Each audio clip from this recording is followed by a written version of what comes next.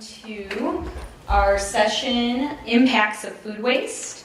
I'm the moderator, Susan Vescovi from the EPA Chicago office, and thanks for joining us. Just some reminders that I was asked to let you know.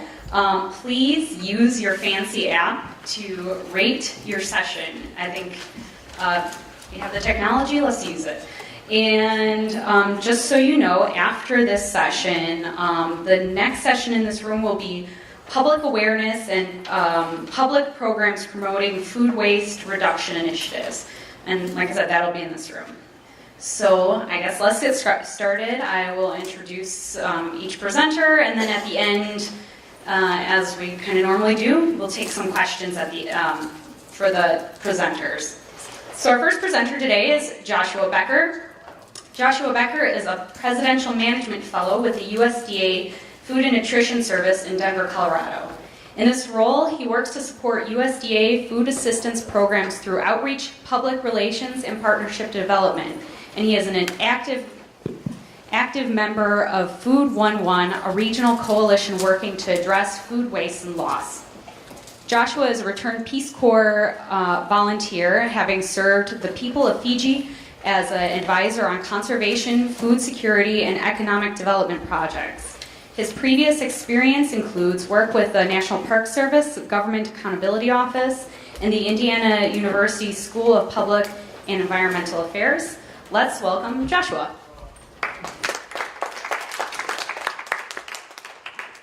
Thank you, Susan. Thank you all for attending.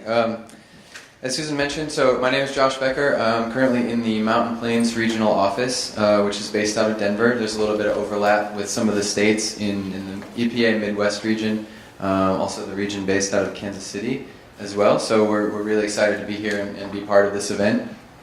I'm going to talk a little bit about reducing wasted food in our child nutrition programs here today. To give you a little bit of background, a lot of the work that's being done related to research and looking into the food waste issue, the food waste reduction goals, that does take place out of our departmental level Office of the Chief Economist. But we have a pretty unique role in the Food Nutrition Service where we're actually where the rubber meets the road and where a lot of that food is being consumed. The majority of our USDA agencies are focused on the producer side of things, and we at Food Nutrition Service are more on the consumer side of things, where we work directly with our clients to administer 15 nutrition assistance programs. The big ones that I'm sure you've heard of, the SNAP program, formerly known as food stamps, the Women, Infants, and Children program, and then of course the National School Lunch program, which is a big one that we're going to talk about here today. What is this? I think so. Let's see if I can figure out the technology.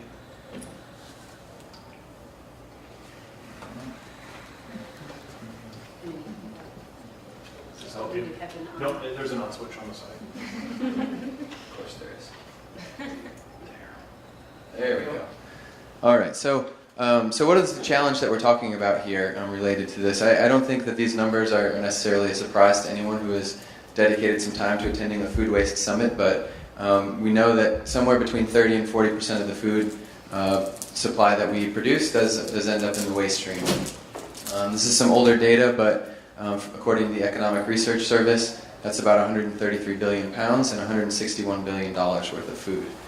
So really, really substantial impact in terms of environment, in terms of economics, money that can be saved. Very interesting figure that I threw in here since we're in the Midwest region from another presentation I saw. The amount of food that gets wasted is equivalent to 44 Sears Towers full of food per year. So pretty substantial challenge that we're talking about and trying to solve here as a group. And so what is the goal then related to this? I heard Karen mention this in her keynote to start the morning, but the USDA and the EPA have a really strong partnership associated with this food waste reduction goal, and it's a pretty natural partnership in that this issue kind of crosses over both of our mission areas. And for the past several years, we've been working on this solution in various ways. So starting in 2011, the Food Recovery Challenge was kicked off by EPA, which is kind of a mechanism to track and take a look at food waste in the waste stream. 2013, the U.S. Food Waste Challenge, in partnership with USDA, kicked off, and that was kind of to allow people the opportunity to indicate what they were doing and pledge to make some reductions towards food waste goals. And then in 2015, we have this goal that crosses over related to food security and our nation's natural resources. And then that was sort of reaffirmed in 2016, just last year, with the Food Loss and Waste 2030 Champions, which was kind of a reaffirmation on the part of some really big organizations to say, yes, we're committed to helping USDA and EPA work towards this 2030 goal. A lot of information on our website about that, including the list of partners, and I'll provide that information to you later. But sort of moving on so what are we doing on our end in terms of, from a federal perspective, from our agency, where does this relate to us? And it really comes down for the Food Nutrition Service to our child nutrition programs. A really big opportunity for savings in terms of food waste reduction. And when I say child nutrition programs, I'm referring to several things. School meals being the largest one of those, which is the National School Lunch Program, school breakfast, snacks, supper programs, but then also the Child and Adult Care Food Program, which is a daycare type setting. Similarly, can be reimbursed for meals through USDA if they meet a certain meal pattern. And then the Summer Meals Program. So I will be focused primarily on what we can do in the school lunch program, but the same principles sort of relate to all of these programs here. And so this is the impact that we're talking about. $13 billion, I don't see there it is. $13 billion are spent by schools every year on food. And so it's a huge economic opportunity to not only to shift the market in terms of production and sourcing and how we're purchasing food, but also an opportunity for savings. And in districts where resources aren't always easy to come by, it can be a huge impact for schools. Now, to provide a little background and context on the National School Lunch Program, the authorizing legislation for the program is currently the 2010 Healthy Hunger-Free Kids Act. This is our Child Nutrition Program authorization bill. And there were some significant changes made in 2010 in terms of changing the school meal pattern in terms of what types of things had to be offered to students on their tray.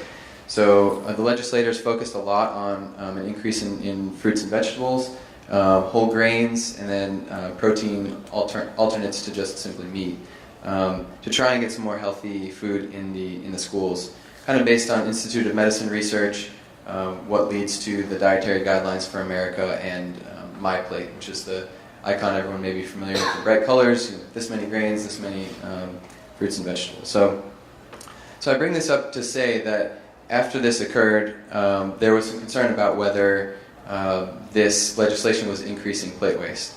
I heard that the joke mentioned earlier that sometimes you want to eat pizza and not kale. Well, I mean that's exactly right with students as well. Are they not eating vegetables because they prefer these foods, French fries and other things that may be less healthy for them?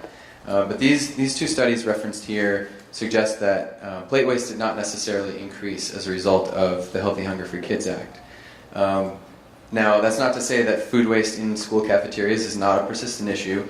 As far back as the early 90s, there's research to suggest that up to 15% of cafeteria food ends up getting wasted for a variety of reasons. And so it's definitely an issue that we want to continue to monitor and an issue that we can provide some impact. And so there is a future study expected to come out by the end of this year that Food Nutrition Service is conducting in partnership with Mathematica Policy Institute, and it's a recurring report called the School Nutrition and Meal Cost Survey, and that includes data points on food waste. So we'll be looking to see, now 8 years beyond the Healthy Hunger-Free Kids Act, where do things stand in terms of waste. So when we start to think about this challenge and how do we reduce and how do we teach cafeteria workers, school nutrition professionals, how to reduce food waste, this partnership with EPA comes back kind of in full force, and the food recovery hierarchy becomes a really important way for us to do this. If you have not seen this sort of goes down an inverted pyramid of the most and least desirable way to deal with food waste. And the reason this is so perfect for us at the Food Nutrition Service is the majority of this pyramid is about getting food to people. It's about keeping that food in, getting nutritional benefit to individuals. And when we consider our role in feeding Americans, that's kind of the goal we're shooting for. So we'll walk through kind of each step in this and kind of how we work towards training school nutrition professionals to reduce the food waste that ultimately comes out of the cafeteria. And so we'll start kind of right from the top at our source reduction. And this really comes down to knowing how much food you're preparing, knowing how much food you're purchasing, knowing how much food kids are ultimately eating. And so a lot of the resources that we have developed and provide through technical assistance to schools are resources related to menu planning, tried and true recipes that work in school districts of similar sizes, production records where you can actually track your purchases and output in the kitchen, and then some other ideas about creative sourcing.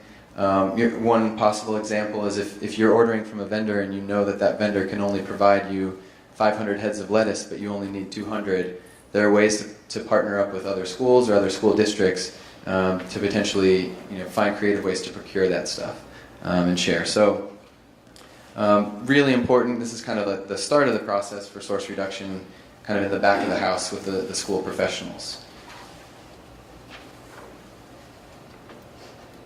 Now kind of moving on, this is really the most important piece for us, so I'll spend quite a bit of time on talking through this slide here, because this is where you're dealing with both front and back of house. So you've got your students coming through the cafeteria line, you've got your nutrition professionals setting the food out, and there's a variety of things that you can do to ensure that food is ultimately going to get consumed by the students.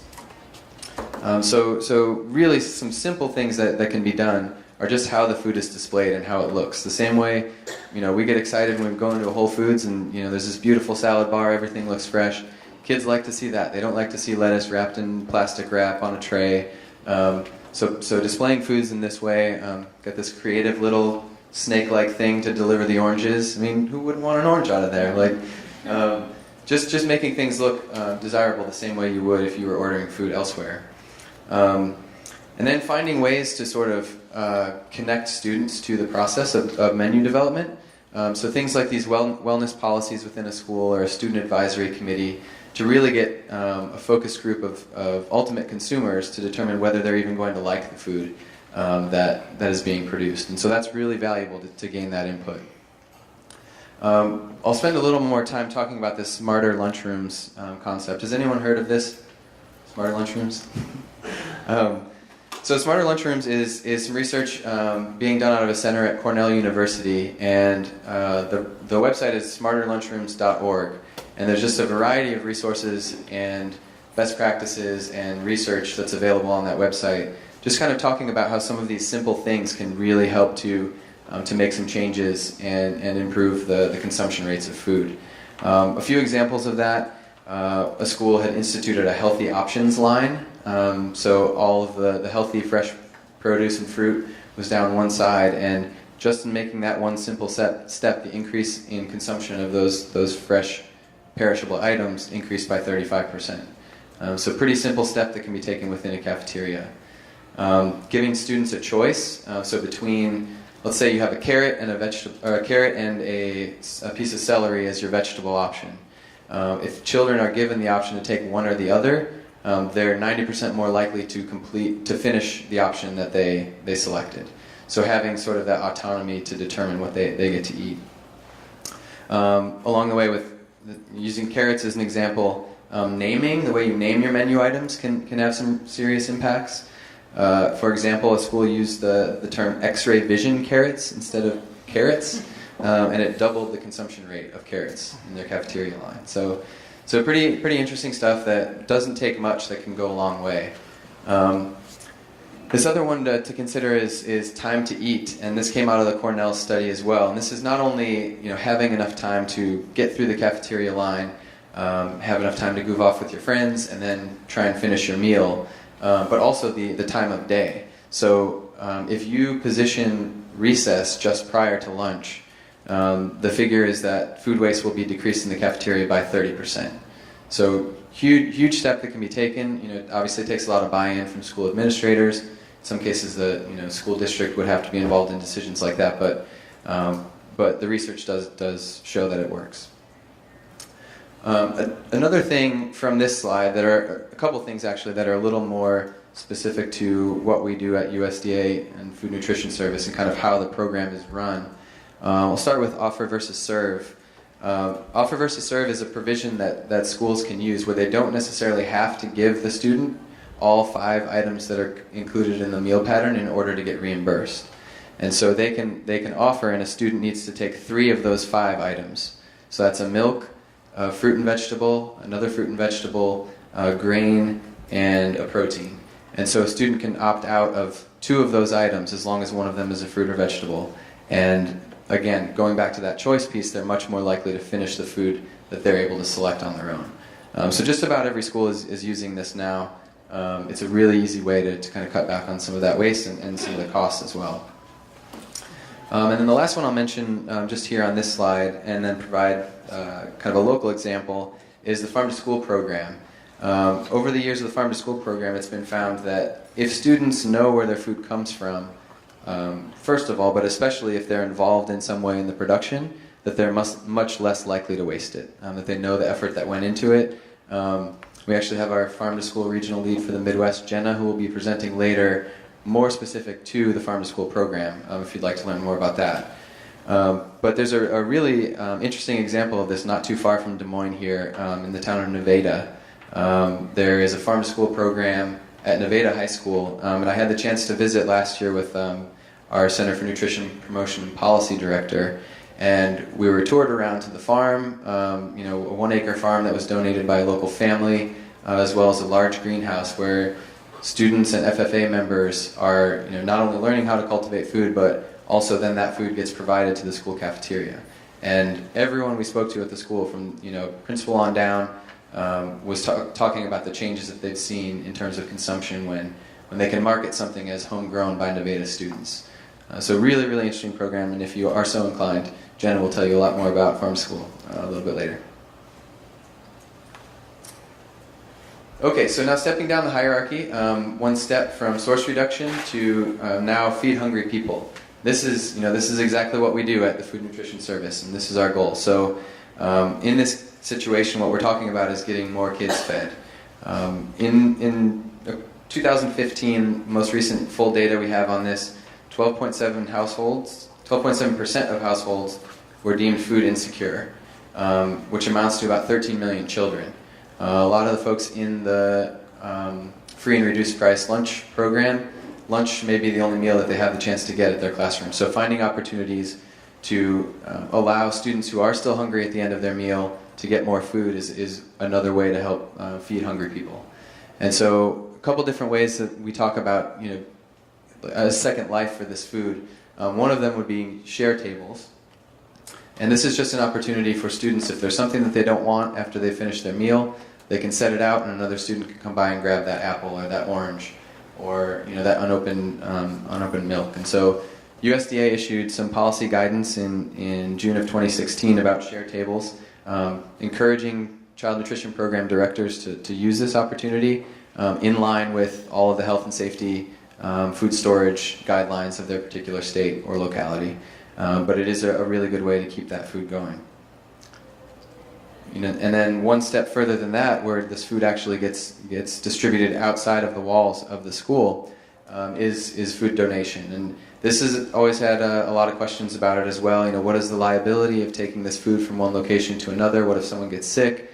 But according to the Bill Emerson Good Samaritan Act of 1996, anyone who donates food is protected from those liabilities if that donation is made in good faith. And so really interesting partnerships taking place with food banks, with nonprofit organizations, faith-based organizations that ultimately redistribute that food to what would be another set of our clients oftentimes, which are SNAP recipients or WIC recipients.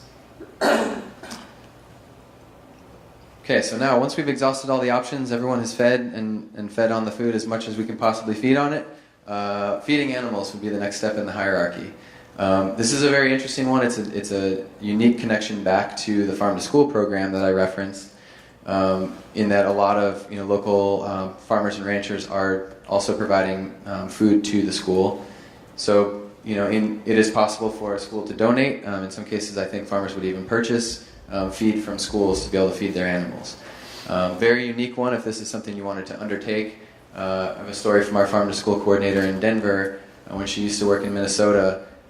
they had set up bins, and one of them had a picture of a pig, like this is the bin that you feed the pig. There was actually a spike in the amount of food waste at first because the kids got excited about feeding the pigs. So you have to pair this with a lot of education to ensure that it's not increasing your food waste. But I think that they sorted that out. Industrial uses is another opportunity. This is kind of back of house stuff. So donating used cooking oil. There's some schools in Colorado that are even selling their used oils that are then being used in industrial uses like biodiesel, digesters, things like that. And then finally, avoiding at all costs the idea of sending stuff to the landfill would be composting. And this was referenced a little bit this morning, but also a really good tie back to farm to school when you're trying to teach the kids this entire cycle of farming. So their food waste becomes this compost that gets spread on the farm or the school garden, that ends up in the school cafeteria, that is their lunch, that becomes their food waste. And they start to understand and recognize that entire cycle. So again, we try to avoid incineration or landfill if at all costs, and this, this is a really good hierarchy in order to be able to do some of that. So now, pop quiz. Now that we've run you through all of these options, I've got a picture up here of a school cafeteria, and I just want you to shout out what you think is going well in terms of food waste and what is not going so well in terms of food waste in this particular picture. Well, you've got at least four things on there when they're only required to take 3. Yep, yeah, the offer versus serve, that is that's really important. So they're pre-plating all the meals, just expecting the kids to take them as they go. There's no additional packaging, just the food on the plate. Right, just the food. Yep. It looks a little more appealing. Those bright yellow trays make the food pop, so that's going well. The fruit is cut up. That is a really, really big one. That's a very simple step that, a first grader can't necessarily bite into a whole apple, but if it's in little pieces or, at least cut in half this way.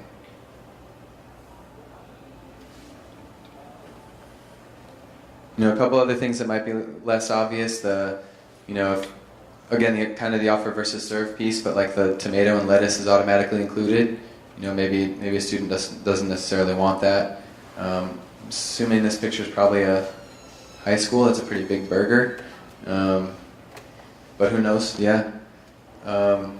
Both of the nutrition folks are wearing Colorado stuff. This was actually a Colorado themed lunch, and so that was kind of a way they were getting everyone excited on Colorado Proud Meal Day. So yeah, just some simple steps, and at USDA we can provide a variety of technical assistance through our program specialists to kind of help streamline some of this stuff. And so I kind of want to point you to those resources now, both from USDA and EPA's side. This might be a little hard to see in the back of the room. It's usda.gov/OCE/food waste, and then epa.gov/sustainable-management-food. So there's a number of resources. This guide to conducting student food waste audits was mentioned this morning. Really good opportunity for students to, again, get involved and get their hands dirty and see what this food waste issue is all about. That's a great resource. We also have a couple other bright and colorful infographics. I put a few things on the table up here, made some copies of those. They're all available in PDF form as well. Feel free to grab any of that. And as well as some general information about FNS programs and our regional office structure, so if you need to find your local contact. So that is all from me. Thank you for your time, and I'll look forward to questions at the end. Okay. All right, our next presenter is Susie D Young. Susie is a talented chef and past owner of Le Petit Pierre, a high-end catering business who is tackling 2 very big issues in Cincinnati, hunger and food waste. In 2014, she created La Soupe, a restaurant formed to bridge the gap between perishable food waste and the food insecure community. In 2015, she established a 501c3 to focus on donation efforts. The program Rescue, Transform, Share was the first of several that she created. La Soupe rescues fresh produce that would otherwise end up in landfills and transforms it to healthy soups, sides, and salads to feed the hungry. The Bucket Brigade is comprised of local restaurants who accept a delivered box of produce to produce soups for distribution. La Soupe has given 3,680 gallons of soup this year alone, with 31,968 pounds of fresh produce. The Cincinnati Gives a Crock Cooking Club is a program teaching high school students basic cooking skills. These students gain an understanding of what real food looks like and experience the joy of feeding their families at home. The Stone Soup Project provides the community with a giant paella pan meal and is a perfect way to display the quantity and quality of produce that would otherwise hit the landfill. Let's welcome Suzy. Thank you. So I'm going to start the presentation. This is my father, who was a 5-star chef after leaving France in World War II. He came to Cincinnati and started the Maisonette, which was the longest-standing 5-star restaurant in Cincinnati, or in the country, I'm sorry. And unfortunately, he passed away when I was only 13, but I inherited the genetic disorder of being the chef. My grandfather was also a chef at Union Club in New York City, and the other chef in the family is another grandfather, and he was at the Sherry Netherland. So the genetic disorder continued with myself. So Susan mentioned, my life was a chef for many, many years. I was in Cincinnati, and we had a catering company that was very, very high-end boutique is what I would call it. We were mentioned as one of the top innovators in our city back in our day, and that was pretty much our heyday of catering, which really, by all terms, it's still going. I sold my interest of the business to my sister because I couldn't take the food waste. And as a caterer, it became a bigger problem than the joy of creating these meals was compromised by how I felt at the end of the meal, saying, now I have a whole other problem. What am I going to do with all this food? And I can honestly say I never threw it away. There was never an issue there. Between the employees, go ahead and take it home. If it went back to the shop, I would literally call and think about any person who may have had a baby, a mother that died, got a new puppy or running ragged, whatever. And then it came to the point that I just said, come with your Tupperware and just take whatever you want because I don't want to throw it away. And it sounds like it would have been easier to give it to shelters and food pantries, but the reality is, at least in our city, that there's one place that you can go to on a Sunday. So if catering, 90% of the catering is on Saturday night, on Sunday, when it would be best to be eating this food, I couldn't give it away. If it could hold until Monday or if it could be frozen, that's what we would do with it. So probably one of the hardest things I've ever done was to make the change and just say, okay, I'm going to change my course and trajectory of my clientele. And so I went from catering for presidents of the United States and Julia Child and Bruce Springsteen to homeless people on the street. Far more rewarding. The idea was, could we get a network going in Cincinnati as a chef? Because looking at food, to me, only makes sense as a chef. We're chefs. We should be the ones that know what to do with the food. And if we can somehow get it to chefs, wouldn't that be the best way to deal with food? So I found a little shack down the road, and it's all about me, so I could ride my bike to work every day. So it's like 4 miles. It's 900 square feet.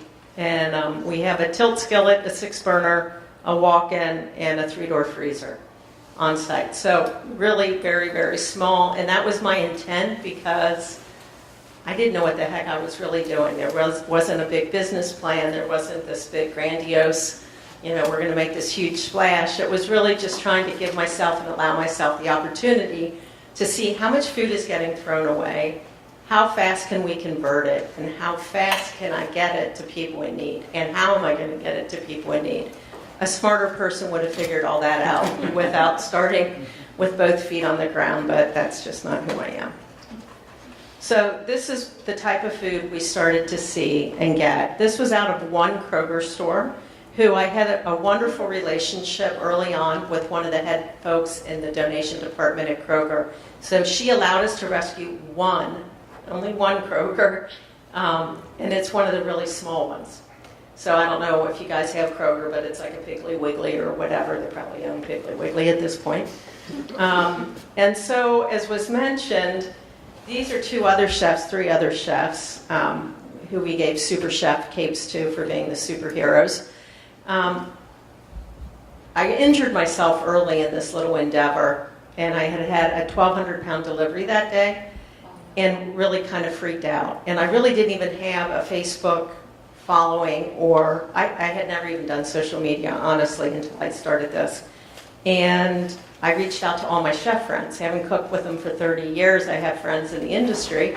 And I just said, you guys have got 1,200 pounds of food and a mushed up finger, and I'm not supposed to work for a while. Can you help me out? And they answered in spades. So today, we still have many, 8 every week that we call it the Bucket Brigade Challenge, where our group will take the produce that you just saw and challenge them to create a healthy meal, primarily soups, because once they make the soup, we can quart it and freeze it, but also the lettuces. And what we now see is a ridiculous amount of fruit.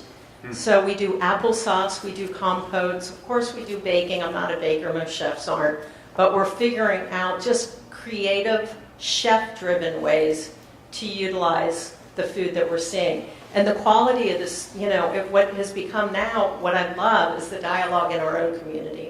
Because the chefs are really scratching their head going, what the hell's going on? Why is this food going to the landfill? So it's just another voice and making people aware of what is really happening to food and why. I think people just presume that it's being thrown away because it's bad. And it has absolutely nothing to do with expire by or best by or whatever you want to call it, because we don't even rescue that. We're just in the produce business. We don't pick up canned goods or whatever. We know where to send them, and we'll pick them up if somebody asks us to pick them up, but that's not really our concern. So this is a group of kids, the 4 boys and the chef. The Cincinnati Gives a Crock came out of like a byproduct of all of this. It just continues to spew out other thoughts and other ideas. And one of them was the kids started eating real food. The kids at this particular school on the west side is one of the most impoverished areas in Cincinnati. And Euler primarily, the story was on Facebook, because now I'm on Facebook, was a teacher that said, I'm probably going to get fired for this post, but I'm going to post it anyway. And it was a Monday that she posted it, and the Friday before, we had a snow day. And in Cincinnati, our Free Store Food Bank gives away power packs every Friday for kids to go home with for the weekend. And the power pack is all preserved food. I call it gas station food, just easy to eat, shelf stable, whatever. And because there was a snow day, these kids didn't get the food on Friday. Her student, who was a 3rd grader, was so weak from hunger she couldn't get up the steps to take the standardized test that this teacher was being asked to administer. So we have a child that's now, as the teacher said, she's going to be judged, I'm going to be judged, the school's going to be judged at no fault of anybody. The kid's just hungry and she's not going to be able to perform, and it's going to look bad on me, it's going to look bad on the school and the district. So these 4 children, boys, were all in that school. And they went to the principal and said, now they're eating. We started supplying soups. I went down there that next day after I read the post and totally rogue. Set up a table, threw some food out there, anything we had. We had soups, we had stew, we had salad, I had fruit. And as they're coming out, I'm just like, take it. Go ahead and take it home. It's all yours, take it home. Totally, I'm sure, broke many laws, but I really didn't care. It was just like, this is just stupid. I mean, how can you write about this when these kids are going hungry?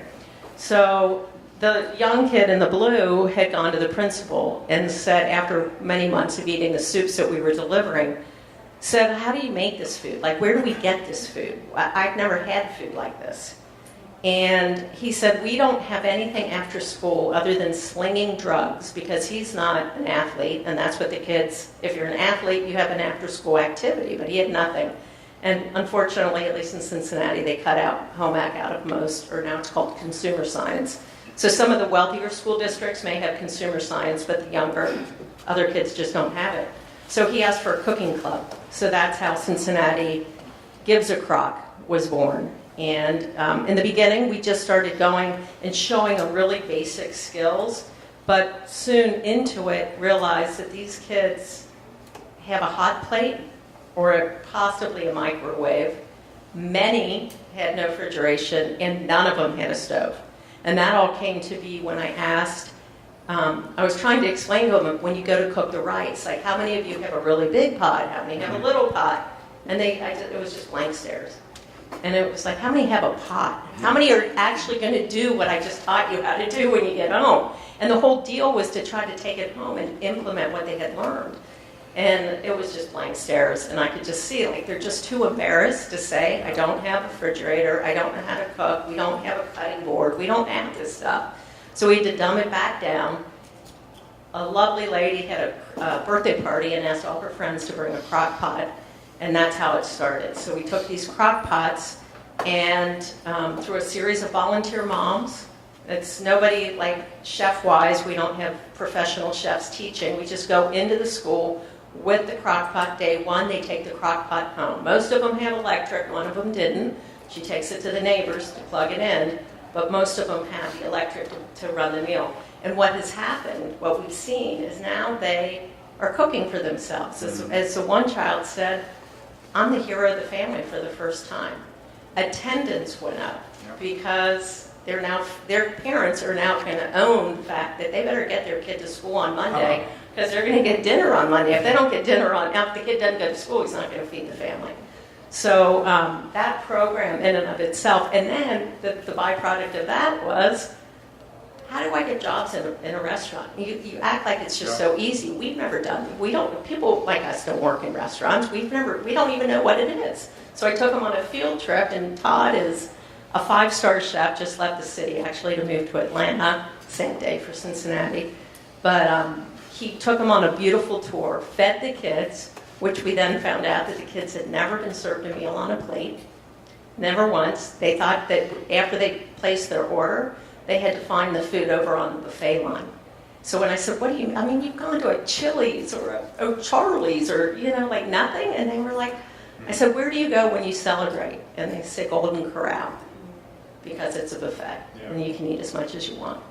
So all of these kids, well, the exception of the one sitting next to Todd, are still working in restaurants, and not just a restaurant. As I said, I'm going to put you in the best restaurants. Because they have staff meal. And and why eat bad food? Eat good food. Like, you might as well go for the best, right? And they're working in really, really, really tough environment. Like, these chefs are not cutting them any slack. They're really doing a good job of training them and creating a workforce in Cincinnati. So these are some of the younger kids that we have been teaching. Again, it was interesting to me that the young kids all wanted to do the work, and the parents are off in the back, sitting, not being part of it. Like, I yelled at them, and I'm like, look, dude, like, this is my night off. I'm here giving myself, get up and work with your child. Creating a meal is fun. It's educational. And this program has really launched well at that school. And I think just really kind of playing tough love with the parents. The kids, the interesting thing, like peeling those carrots, those kids were eating, like peeling the carrot, just showing them how to peel a carrot, but they're eating the peels. Yeah, they loved, because it's thinly, if you think, they're young kids, it's thinly cut. As a chef, I insist on different cuts make food taste different. And so this cut is what they really preferred. So they didn't waste anything. This was a really fun activity in our lovely hairnets. We produced one of the schools it was an amazing testimony to perseverance. We had a lofty goal of an all-school inclusive challenge. How much food could we rescue, and how much food could we produce from that food and how many people could we feed in 2 days? So the backstory was, me knowing me, was like that it's just going to, like the thought of 480 kids working all day with knives and peelers was like enough to make me crazy. And there wasn't enough cooking equipment in the school. So we made bases from potatoes and beans and celery, just seasoned broths and purees. These kids all chopped, sliced, diced, handed it to us. We roasted it and added it to the base of the soup. And at the end of 2 days, we had produced 5,662 quarts with an entire school's help. We had a lot of help, too, by a lovely donor that let us use their refrigerated truck and their off-premise freezer to store it all. But it fed, like I said, 5,600 families. And because of this, I won the gold medal. So we were nominated for the Jefferson Award locally, which was really super awesome. But then we went on to Washington, D.C. a couple months ago, and we came home with the gold for that, which was super awesome. And what was really inspiring is to see how many other people were playing in the field and really what kind of work they're doing and trying to take our knowledge, combine it with some of the people, like, not to throw any names out, but I will. John Bon Jovi and his wife, lovely people, they won. Dorothea Bon Jovi started something called the JBJ Soul Kitchen. And they don't rescue produce, but they grow it. And a farmer gave them an acre of land. They have beautiful raised beds in front of their restaurant.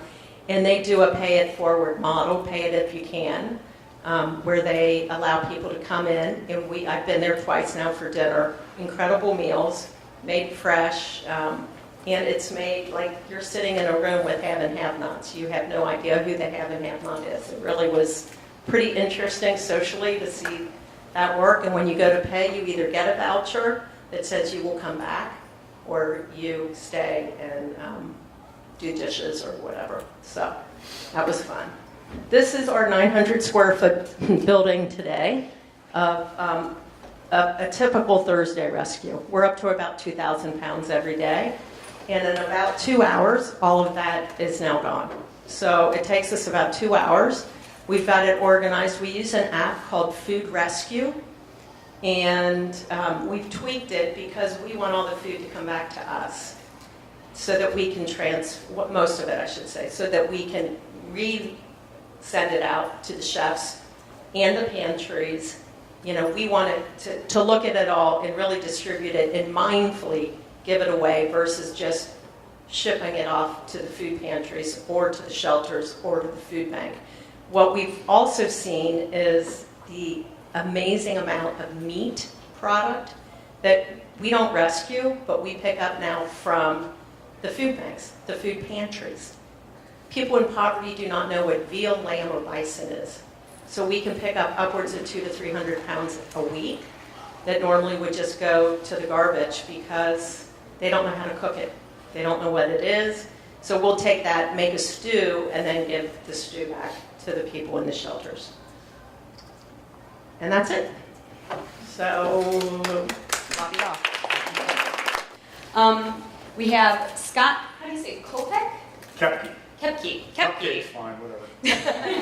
Koepke, Scott Koepke, is the Education Director of Grow Johnson County, a 5-acre hunger relief farm in Iowa City that produces vegetables and fruit for several local food pantries and provides free classes in gardening, soil science, and life skills. Scott is also the garden educator at 2 correctional facilities, Oakdale Prison and the Lynn County Juvenile Detention Center.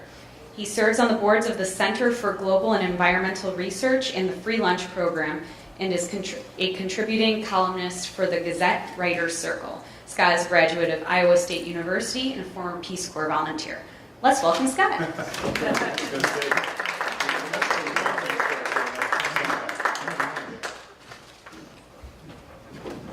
God bless you guys. Yeah. My goodness gracious, what an honor to be on the same panel with you guys. Thank you. All right, so I'm going to give you a few statistics first before I get into some pictures. And I don't want to spend too much time on the pictures because that's not what I want to show you so much, as I just want to talk to your heart if I can. for a few minutes. So the statistics are that at Grow Johnson County we have 5 acres. We're pulling about 8,000 pounds an acre. This year maybe a little higher off that. In terms of the volume, not that volume is everything, because a watermelon is no more important than a head of, a bunch of basil. But in terms of volume too, and then at the prison we have 5 acres as well, and the guys on my prison crew there are pulling about 20,000 pounds, like double. So I'm just trying to get you to understand it, that I've been doing this for 30 years since the Peace Corps. This is the prison is the finest farm I've ever worked on with these guys that I'm trying to get jobs. That's my whole thing, is trying to give them a job post-incarceration. And, and other statistics that everyone's been referencing, we got a lot of food waste in America. At the food pantries, we've got down to like less than maybe 1% of stuff is thrown away from what we actually deliver in terms of fresh produce. So that's pretty incredible. And the surplus I get to pick up from the prison now this year. I started a new program with the guys that I swing by every Monday and Friday, pick up all the surplus from their farm and deliver that to the food pantries. And so Grow Johnson County, we're in our 3rd year. I also teach lots of classes in the corridor between Cedar Rapids and Iowa City, about 40 schools a year. I get to hit about 10,000 kids a year from individual classes this size to I did a school assembly the other day with 400 kids in the gymnasium. Gardening, soil science, life skills, food waste management, and local foods economics. That's the 5 content areas. And I can't show you pictures of the correctional facilities. It's just not allowed for very good reasons. But what I'll show you of our farm, if you can just kind of squint your eyes and just imagine them being juvenile delinquents and prisoners, you'll get a good sense of the same scale, basically, from tomato to potato, the same stuff that we're growing on our farm. And of course, the focus I have at juvenile detention is more of a preventive focus. So when I go there tomorrow, for instance, I've got 14-year-old boys who are in there for some pretty serious crimes. Well, I believe I can take them into the garden context, and research helps affirm this, that's a very healing, sacred space.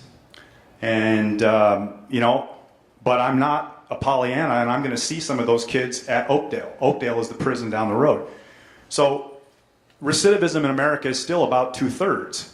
And a lot of the kids that I'm seeing in juvie, I'm going to see them down the road at Oakdale. So I'm not suggesting anything I'm doing is a magic answer, but it sure as heck helps. So it's not a Garden of Eden, but it does help.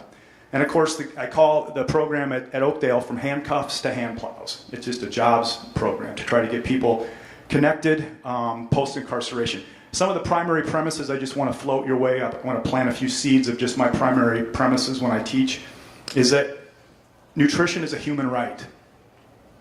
We believe at Grow Johnson County that good food is a human right. In the spring before school ended, I had a field trip, and I had to, by the way, NPR did a story today on how cheap food is. They probably didn't go to the produce department. Okay? They probably talked about a lot of processed salt, sugar, and fat that we're addicted to. But I went and I bought 1 tomato, and you're going to know where I'm going with this before I'm done. I wanted to show the kids in the spring what we're growing that I couldn't show them because they weren't ready yet. I bought 1 tomato, 1 pepper, 1 head of lettuce, 1 bunch of peas, 1 potato, 1 carrot, 1 beet, 1 radish, 1 onion, 1 melon, 1 head of squash, 1 head of basil, or 1 bunch of basil, and some eggplant. $33, okay, for 1 little pile of produce. And if I've got 5 kids to feed, all I'm saying is that the people that we serve can't afford to buy a watermelon for all kinds of global economic reasons that we're not going to address at Grow. We're just saying, here, the research affirms you're healthier here, you're healthier here. Here's some help. And so, but it's not just giving people, it's teaching people. So I get to go out and I get to teach people about how to grow your own food, how to grow soil first. That's my main message. Eric knows I'm a soil science teacher. It's all about healthy soil first, then plants, then food and oxygen, and then we're here today. It all starts with a basic fundamental understanding of how to treat soil, how to treat your tummy, how to treat the soil. Direct correlation there. Another primary premise, the causal direct link between biodiversity and balance. I don't care if it's your diet, an ecosystem, an investment portfolio. If you only eat one thing, you get sick. If you only invest in one thing, that's stupid. If you only have 1 corn, if you just grow 1 thing, stupid. It's like that's not a recipe for balance. And I do believe that research is now affirming, even with Hurricane Irma and Harvey and all this stuff, I'm not directly linking this to that, but what I'm saying is that when you sacrifice at staggering rates of bioextinction on this planet in terms of botany and microbial life, when you do that, you sacrifice balance in systems. So our farm was flooded in the beginning of the year, and then we went into drought. There's been no middle ground. It's just like feast or famine. So we're trying to just model whatever we can with biodiversity on our farm. And with the little kids, I distill a very simple message about choices. Are you making a helping choice or a harmful choice? If I have to call a timeout with two kids who are fighting, I listen to both sides, and then we ask each other, was I helping you or hurting you? Was I helping myself or hurting myself? And I would suggest all of us need that matrix of decision making more and more. And I would also suggest that this is a social responsibility we have. I have a moral imperative, while I'm blessed to be on this planet, to be able to do this outreach. I am so blessed to be able to get up in the morning and do this with hungry people and incarcerated people. And I call it the Garden Bridge of outreach, characterizing what I call one of my life skill classes, nurturance transference. It could be a baby brother or a puppy or a plant. When you, for the first time and sometimes, learn how to take care of something like that, you learn how to then take care of yourself better and, by extension, your family and your community. And it ripples out from the pond like that. So I'm going to get back in real quickly to some other messages after I show you a few pictures, because I want to specifically go over some impacts that I have seen in my own story. And let's see, am I going this way? Yeah, right there. Okay, so we're just getting soil prepped, getting our potatoes in. I'm going to go through these pretty quickly because you've seen, this isn't much different than other farms you've seen, but that's before and after, of course. The kids come out and help me plant this stuff. That's the potato field from last year, actually. The same potato planter puts in cauliflower starts in our transplants. Kids come out and help me. This is from the YES program called Youth Empowered to Serve. These are at-risk kids in my community who come out and basically learn a job skill about show up on time. That's one of my main things. Just show up on time, please. Just show up. And let's learn some respect by showing up and listening. And by the way, I totally forgot this thing. I gotta say one more quick thing. One of my messages I just skipped over. I'm like, oh my God, this is probably the most important thing. I want us all to remember this, if we can. Let's try to be better listeners. I would challenge all of us to just shut up more and listen to each other. And listen to people's stories. When I listen to people who are in food lines and incarcerated, you guys, I realized for the first time in my adult life, I am this close to being hungry. I am this close to being locked up. All of us could be hungry. All of us could be locked up. And if you don't think that you're in that category, I would suggest just please listen to people's stories about the choices that led them to why they're hungry and why they're incarcerated.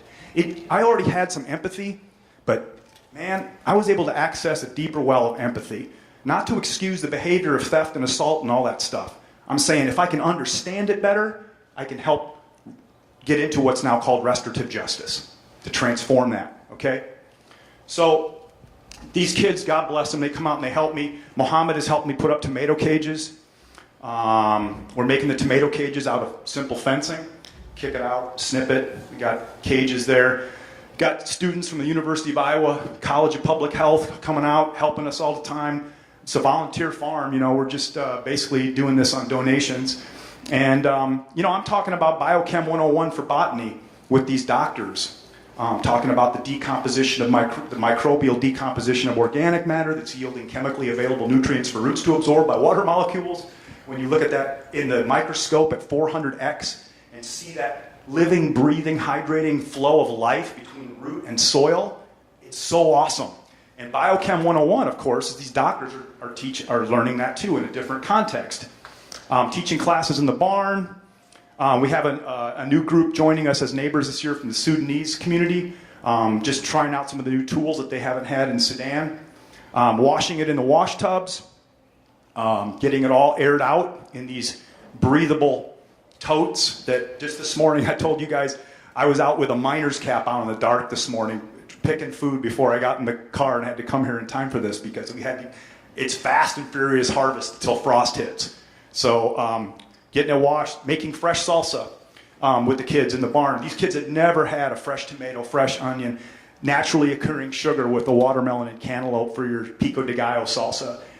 Sat down with dipper chips and just mowed down on the freshest. These guys, their eyes are just bugging out. Like, oh my God, this is like the most awesome thing we've ever had. I'm like, that's what I'm telling you. It's so good, right? And putting up a hoop house. That hoop house has already blown down, by the way. But we're putting it back up. Mother Nature has taught me a lot of lessons this spring about resilience. When you get knocked down, get back up. So, because the life skills I teach are balance, respect, patience, nurturance, resilience, healthy choices, trust, humility, listening, and gratitude, all in the garden context. And in fact, I've got some kids that I met with yesterday who were doing a research paper with me. This is, man, when I get cynical about the trajectory of the planet, I work with kids who just rock my world, and I'm like, we'll be okay. Because I just met with high school kids yesterday who want to study patience and humility and resilience in the garden context. And they're like juniors in high school, and they want to write this white paper with the Iowa Review Board and stuff. I'm like, we'll be okay. Kids helped me put the onions in. This is a group from Chicago that just showed up on a bus this summer from Habitat for Humanity and helped us all day on Saturday.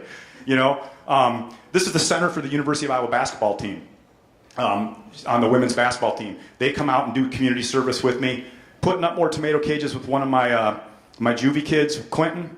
Isis is getting some fresh produce for the first time in her mason jar. And this is the last picture I'll just leave you with as I go through the rest of my little talking points here about food waste. Beautiful example of, you look at a garbage can, typically in America, 25% of it's food waste, down to like maybe a bean or a potato here.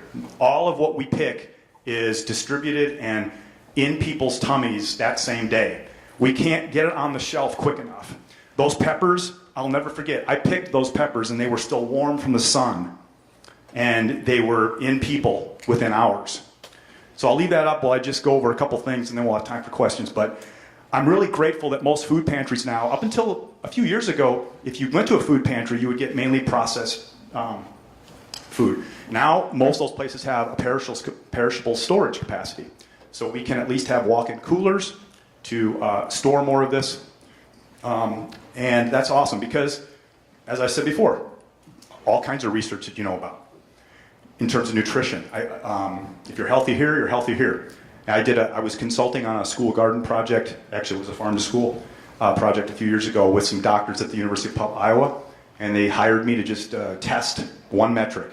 Does having those school gardens increase the extent to which those kids will eat more fresh fruits and vegetables? Yes, it does. We showed that. Not only in terms of, look at anger management. We have studies that show that green space that's improved with edibles, beautification, etc., decreases anger management, leads to more peaceful conflict resolution. This is some esoteric stuff, but it's really important to study. I've got my story, I've got my anecdotes, but I would love it when I can partner more with academia to be able to show people that this stuff really works.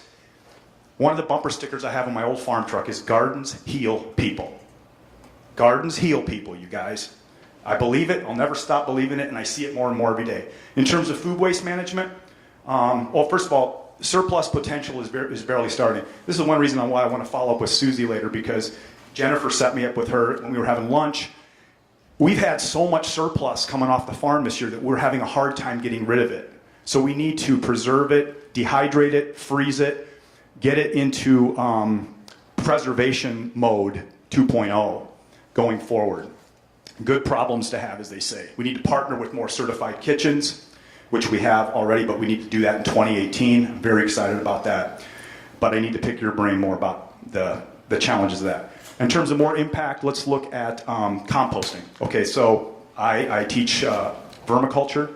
So I take red wiggler worms, and I'm picking up all my food scraps from a restaurant in Iowa City, Trumpet Blossom, and I get to pick that up twice a week and take it to a big windrow, and I'm teaching kids about the food loop, not just getting food here, but if we can't get it here, we don't have to waste it and create more methane.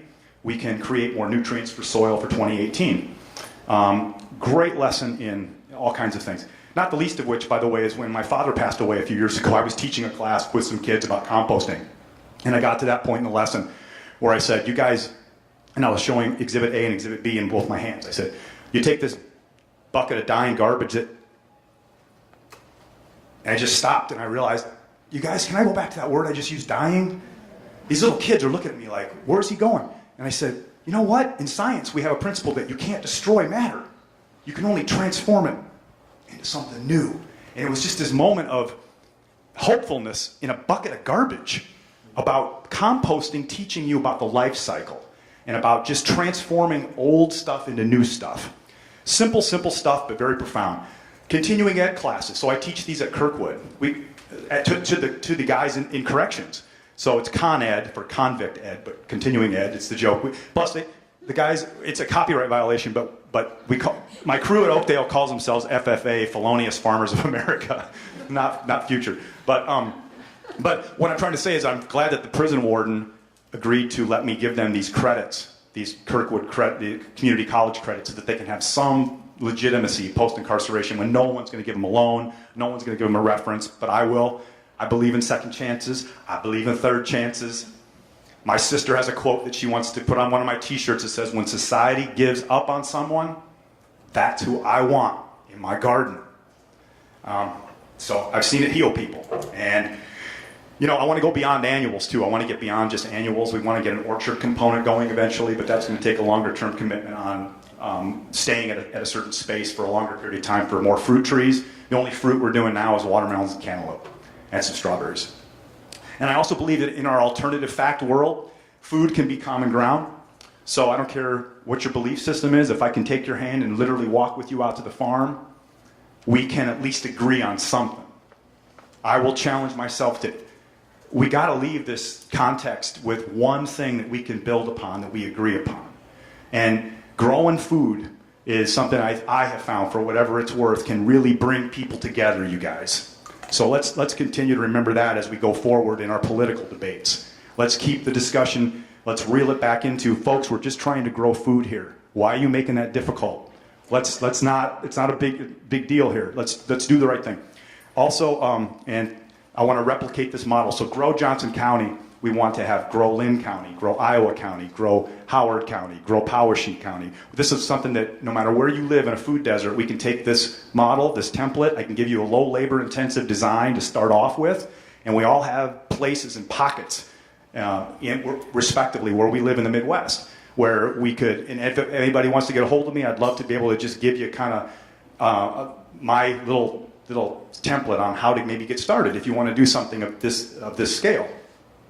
The last thing I'll say, too, oh, by the way, when the EPA had the Food Too Good to Waste program, if you're interested, I did a fun little rap video for kids on food waste called Love Your Mother, where I was a rapper, and it's like 3 minutes. Jennifer Jordan, who's here, helped set that up, too. So just wanted to throw that out. And I will acknowledge one elephant in the room here, though, too, and that is that being a food producer is a very modest income. And when I'm trying to convince an ex-con to, which by the way, they respect my work, but I've had a very candid exchange with some of these guys where they come up to me and they say, so you seriously expect me to leave prison and work for 25 grand a year, busting my butt to grow watermelons when I could make that in about 2 weeks selling drugs? And it was a gut check of gut checks of gut checks to make me realize that I'm not going into this Garden of Eden here, folks. This is hard work for little money, but it's also getting people to get out of a mindset of decision-making and values that goes beyond just what drives you is this. So I got an uphill climb on that one. I've got a real tough sell trying to get this jobs program going because it's a very modest income. And I will say, I loved it when you brought up having fun with oranges coming down the thing. So I have this thing called produce bowling I do with kids, where just to get kids to have fun with produce, right? So we put up butternut squash as the bowling pins, and then they stand back with a cabbage. And before they can play produce bowling, though, and these are little preschoolers, but I want them to start to develop a fun relationship, whatever it takes, But before they can play, they have to answer a question correctly. They have to come up to me and say, and I have a real orange, and then I have a candy orange from Casey's. And I say, now, if you had a choice about what's better for your tummy, which would you eat? And they all get it right, but I want them to tell me that, you know, it's going to take, you're going to have to eat more real food to be healthy. Okay? I'm not saying don't eat candy. I'm just saying eat more real food. So thanks you guys so much, and I look forward to some questions. Thank you. All right, and now we're open for questions for any of the three speakers. And yeah, anybody have any questions for anyone? Zach? Yeah, I had a question for Joshua. A lot of times I've noticed with the schools, it's less about cooking. Like when you showed the picture, a lot of your pictures, all of it could have came out of cans or open a bag, pour the cheese out, already made food. Cheaper for the folks, easier for the people. You don't have to have people cooking all day. They come in an hour before the meal, open cans, serve it. You know, when you said, what's wrong with this picture? I didn't see the grill going. So did they just get the burgers frozen and throw them in the microwave? Or, I mean, if you're going to get what Susie and Scott are saying, which is more real food and better food for the kids, how are you going to get these schools that have sold their ovens or don't hire cooks anymore, just hire people to serve? Sure. I can answer some of that, and I might have Jenna weigh in too from the farm to school program perspective. But certainly in terms of cooking within a kitchen, it is encouraged for fresh ingredients. A lot of that does come down to procurement. So when there are options with our program specialists to discuss ways to be able to procure fresher food. There's grant opportunities for cooking that for equipment that allows for just-in-time cooking. There are grants that allow for refrigeration and things like that would help to keep some of that fresh produce fresh and the perishables. Well, I'm not just talking produce. I'm talking chili from a can or fresh tomatoes, beans, onion, actually sliced and diced, fry the hamburger, throw it together. One, the kids are going to be like, ugh, and one of the kids are going to be like, oh yeah, this smells great. I can smell it all morning cooking. Sure. I mean, to me, that's the difference when I went to school and my school cafeteria food and what's served now. Sorry. I can comment a little bit on that too, my experience with some schools. And I think we have to make a distinction institutionally in terms of size. The smaller districts are able to do what you're talking about. Okay, when I work in the Iowa City Community School District with 7,000 lunches a day. Go up to Cedar Rapids, it's 14,000. Okay, the larger districts simply do not have the capacity, typically, to pull off what you're talking about, admirable as it sounds. And then, of course, it gets involved with you and people like you and me getting on the public record with the school districts, wanting to let them know that we want the budget. Let's cut to the chase on money here. Yeah. We want the budgets line itemed to reflect how to get that going. So it's uphill. I've seen some baby steps, but I just want to make the point that there's a big difference between a small school and a large school district.